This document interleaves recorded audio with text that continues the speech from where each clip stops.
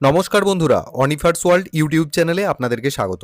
যেহেতু লক্ষ্মীর ভাণ্ডারের পরিবর্তে সবাই অন্নপূর্ণা ভাণ্ডার পাবেন, তাই যারা একদম নতুন লক্ষ্মীর ভাণ্ডার পেতেন না, তারা কিভাবে অন্নপূর্ণা ভাণ্ডারে টাকা পাওয়ার জন্য আবেদন করবেন সে বিষয়ে ছোট্ট একটা আপডেট এসেছে, সেটা আমি আপনাদের সাথে শেয়ার করছি। দেখুন কি লেখা হয়েছে।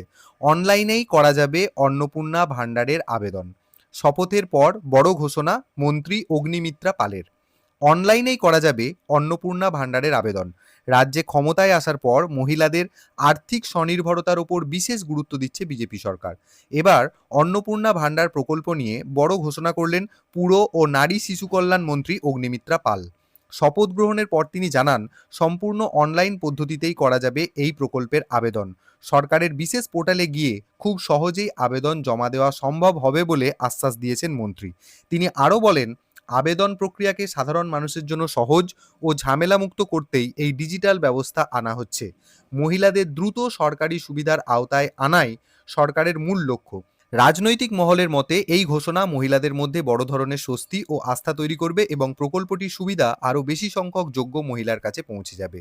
তো অন্নপূর্ণা ভাণ্ডার সংক্রান্ত ছোট্ট এই আপডেট ভিডিওটি অবশ্যই সকলের সাথে শেয়ার করুন এবং আপনারা যারা আমার চ্যানেলে নতুন তারা চ্যানেলটিকে সাবস্ক্রাইব করে নিতে ভুলবেন না।